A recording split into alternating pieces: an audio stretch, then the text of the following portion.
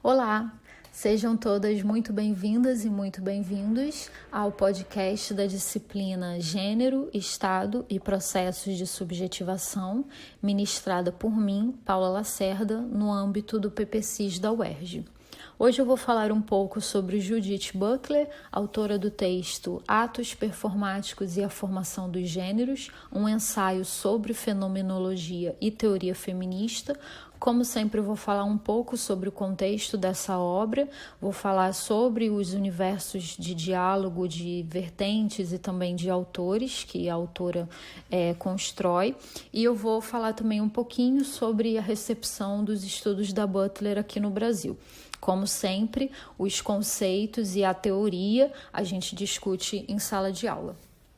Bom, acredito que todos vocês já tenham ouvido falar da Butler, o trabalho dela é bastante conhecido. Esse que a gente vai discutir é um texto de 1988, é o primeiro texto da Butler. Essa noção que ela vai apresentar de atos performáticos ou de performance, bem como a noção do contrato heterossexual, vai ser desenvolvida em outros trabalhos. Então, alguns anos depois, ela publica Corpos que Pesam, sobre os limites discursivos do sexo, que é um texto bem importante também, que está traduzido para a gente. Então, esse é um artigo de 88, né? O que a gente vai discutir em aula. E o Corpos que Pesam, se eu não me engano, é de 90, publicado em 93, né? Então, é apenas alguns anos posterior. Desde o título, a autora está se referindo aqui ao campo da fenomenologia, né? Ela cita autores como Roussel, Merleau-Ponty, o Herbert Mead. Ela discute também com Foucault. Ela discute também com Simone de Beauvoir, vou falar um pouquinho mais detidamente sobre isso. E ela não discute muito, mas ela cita uma autora que é muito importante para a construção dos trabalhos dela, que é, na verdade, um autor, um antropólogo, que é Gayle Rubin. Gayle Rubin tem esse trabalho que é o que está citado aqui, que é o Tráfico de Mulheres, está citado aqui na minha versão, na minha nota 8, The Trafficking Woman. E tem um outro texto também muito importante que foi publicado junto com esse Trafficking Woman pela editora Ubu, que é Políticas do Sexo. Então, recomendo a leitura e vou falar um pouquinho sobre essas influências. Antes de prosseguir, eu não sei se eu já comentei, a Butler é uma filósofa e teórica do gênero que é norte-americana e dá aula nos Estados Unidos, na Universidade de Berkeley, na Califórnia. Ela dá aula num programa de literatura comparada e de crítica teórica, e ela é considerada também uma autora do campo da filosofia política, parte da teoria chamada queer, parte também da teoria feminista e da teoria literária. Assim como as outras autores que a gente leu no curso, a Butler tem um profundo engajamento cultural e político na sua sociedade, digamos assim, né, sendo uma voz crítica bastante importante às políticas norte-americanas construídas a favor de Israel, né, e construtoras desse conflito entre Israel e Palestina. E no campo também dos direitos sexuais, ela tem sido uma voz importante, crítica ao governo Trump, e não só no país dela, né? Vocês devem se lembrar da vinda da Butler ao Brasil em 2017, que não só rendeu protestos, né, significativos protestos no lugar que ela ia fazer a palestra, mas até uma tentativa de impedir a vinda da Butler aqui para o Brasil, né? A Butler é considerada a mentora da teoria queer, que é muito mal compreendida, né, por essas forças conservadoras e fundamentalistas que tentam emplacar a categoria ideologia de gênero, né, que, como vocês sabem, não é uma categoria que tem existência teórica, não tem existência fundamentada, mas foi uma categoria imaginada e, portanto, criada por esses setores fundamentalistas para dizer que havia uma teoria, né, essa com base na antropologia, na história, na sociologia, que afirmava uma ideologia de gênero, digamos assim, libertária, fluida, em que as pessoas poderiam mudar de sexo para onde quisessem, né? Isso não se trata de uma teoria científica, vou falar um pouquinho disso aqui, a gente discute em aula também. Não existe o conceito de ideologia de gênero para nós, cientistas. O que existe aqui, de fato, na vida social, né? Não na teoria, existem trânsitos de gênero, os quais a ciência reconhece. Reconhece e produz e fomenta políticas dignas para as pessoas que transicionam, né? Seja de gênero, né? Como no caso das pessoas trans, como performam, afirmam e se sentem confortáveis em dimensões de gênero que não são essas binárias, né? A Butler vai ser uma grande defensora do fim dos binarismos de gênero e do fim também da opressão heterossexual, do contrato heterossexual, como ela coloca nesse texto, que em textos futuros ela vai apresentar como heteronormatividade, conceito que eu acredito que vocês conhecem também. Para quem se interessar por esse debate sobre a vinda da Butler e a relação desses movimentos fundamentalistas e conservadores com o que eles entendem ser o trabalho da autora, eu recomendo um podcast chamado Filosofia Pop, que tem a Carla Rodrigues, que é filósofa e professora do IFIX da UFRJ como convidada. Ela é uma estudiosa da Butler e ela comenta bastante essa situação. Posso deixar linkado no nosso Google Classroom. Mas seguindo aqui com a nossa discussão, né, sobre o universo de diálogo e influências da Butler, a outra autora que eu já mencionei vai ser Simone de Beauvoir, né, que como uma filósofa existencialista estava bastante interessada em pensar a forma da mulher se construir enquanto sujeito, né, e ela, enfim, apresenta todo um argumento de que isso era impossível, né, na sociedade daquela época. Então, esse processo de busca de uma ontologia e de uma ontologia que fosse baseada na experiência, né, é o que justamente a Butler vai pegar desse trabalho. Então, da célebre frase, né, da Simone de Beauvoir, não se nasce mulher, se torna mulher, a autora vai discutir, então, como que essa dimensão do gênero é constitutiva da experiência das pessoas, né? O que é esse tornar-se?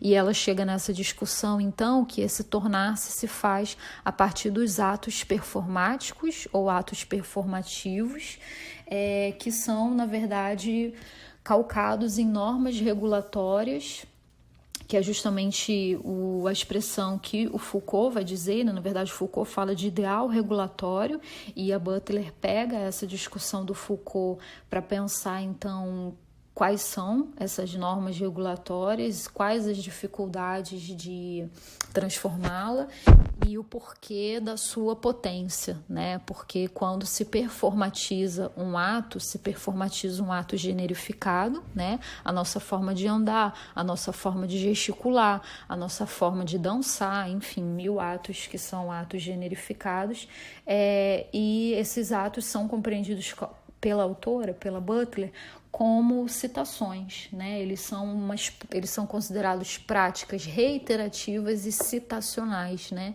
Então, reiterativas porque elas repetem, porque elas afirmam, porque elas reiteram determinadas convenções sociais, e citacionais tem a ver com essa dimensão da citação mesmo, né?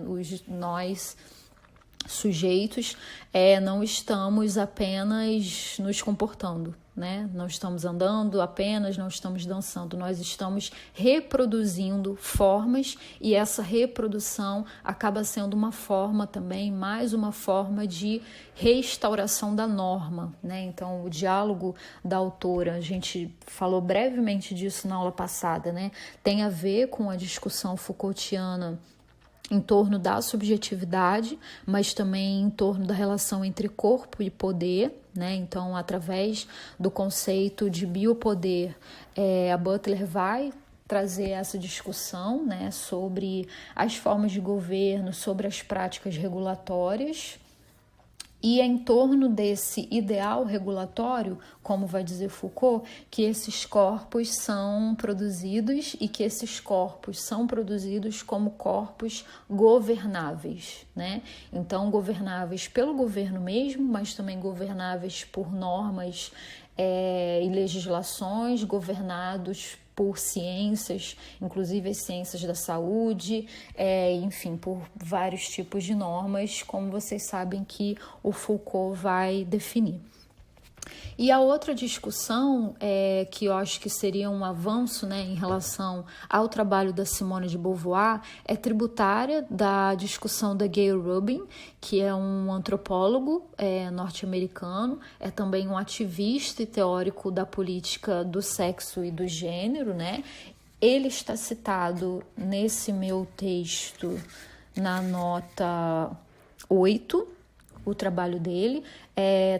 Tá citado em inglês, mas tem tradução para quem se interessar. A tradução chama O Tráfico de Mulheres, está disponível na internet em PDF.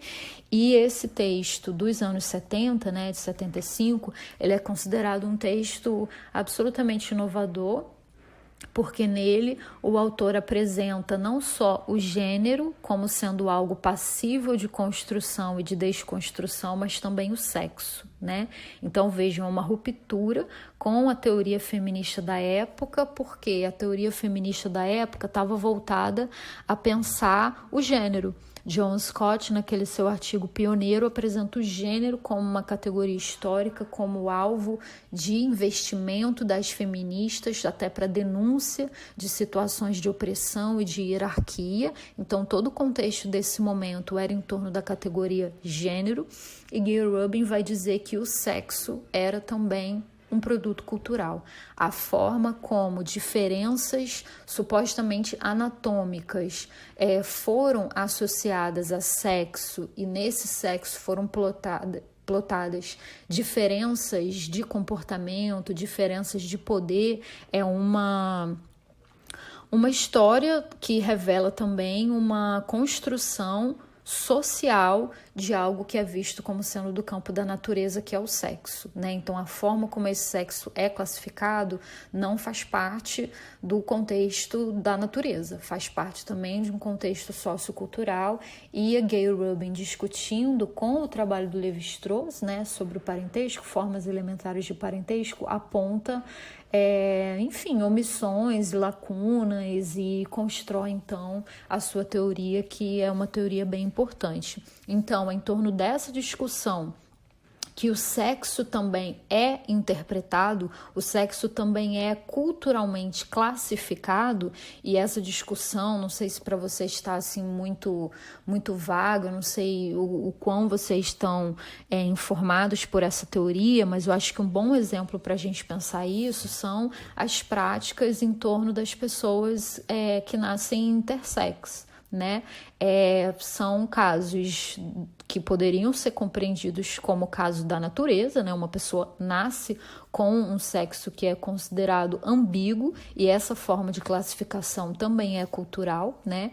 E esses corpos, eles são submetidos a intervenções hormonais, às vezes cirúrgicas também, para o quê? Produzir um binarismo, né? Então, um corpo intersexual é considerado ambíguo, é considerado abjeto, e inúmeras justificativas de cunho científico, biológico, político e ético acabam sendo acionadas para produzir esse corpo dentro daquele binarismo, e com isso o binarismo é mais uma vez reafirmado, né? Então esse exemplo dos corpos e das pessoas intersexas, eles são um bom exemplo para a gente pensar como que essa produção digamos assim, supostamente natural entre corpos femininos e corpos masculinos, ou entre corpos de homem e corpos de mulher, entre, enfim, o macho e a fêmea, elas são muito mais arbitrárias e produto da construção humana do que a gente pode pensar. E a Butler, ela também vai nessa linha, enfim, com base nessas referências e nesses outros estudos que eu já mencionei, para pensar como que é através, então, da performance que se produz não só os gêneros, mas também um sexo. E a autora, né, também com esse compromisso político que eu já mencionei, ela acaba buscando propor alternativas para isso, né? Então, as alternativas que ela busca apresentar, digamos assim, partem da identificação de dois problemas sociais e políticos, que são o binarismo dos gêneros, né, e também do sexo, e o contrato heterossexual ou a normatividade. Então, o que a autora vai apresentar primeiro, ela vai demonstrar a artificialidade dessas construções, né? Em outros trabalhos, ela vai descrever como que a performance desses gêneros é algo que tende a ser invisibilizado, porque visibilizar esse caráter performático seria quase como que fornecer uma chave para que as pessoas percebessem a sua artificialidade, e esse mecanismo, né, que é também um mecanismo de opressão, que é a heteronormatividade, né? Eu não sei se eu já mencionei essa informação, mas a Butler se identifica como lésbica e não binária, né, nesse sentido da desconstrução também, digamos assim, individual, e da crítica que ela faz a essa produção binária dos gêneros, né, que acaba produzindo abjeções, né? Essa é uma categoria importante para a autora, mas também são possíveis subversões, e a gente vai discutir isso na aula. Para finalizar, eu só queria posicionar um pouquinho esse conceito de performance que a gente vai discutir, né? Então, eu falei da fenomenologia, mas cabe dar algumas informações também sobre a teoria da performance, que aparece no trabalho dela, né? Ela cita o Richard Schechner, que é um antropólogo envolvido com essa discussão sobre performance teatral para pensar os rituais da vida cotidiana, e ela cita também o Victor Turner, né, que vai fazer um estudo sobre os rituais sociais dramáticos que demandam uma performance repetitiva. Então, através dessa bibliografia, desse acúmulo, a Butler vai utilizar então essa noção de performance para pensar a artificialidade dessa produção sobre os gêneros, e uma vez sendo socialmente construído, eles podem ser modificados, né? Que foi isso que eu falei antes, e a gente pode voltar a discutir esse tema. Bom, vou ficando por aqui. Creio que consegui passar para vocês um pouco desse contexto da teoria dos anos 80 e 90, da teoria feminista. Não, faltou eu falar da recepção, né, da obra da Butler aqui no Brasil. É um ponto importante. Bom, o trabalho da Butler, especialmente nos anos 2000, ele acaba sendo associado a uma teoria queer, né? Vocês já devem ter ouvido falar desse tema, e eu mesma já falei disso na nossa aula passada, né?